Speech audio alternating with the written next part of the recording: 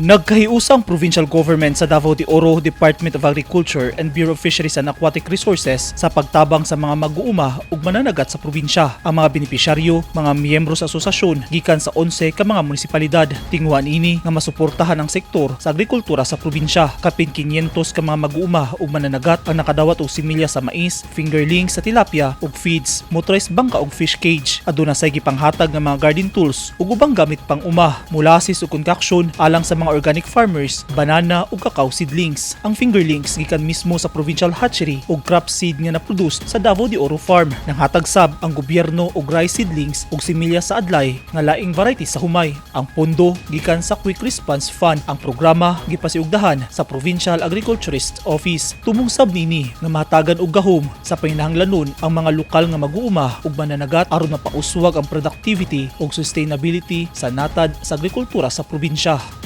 Eugene Hinutan, Newsline Philippines. Stay safe.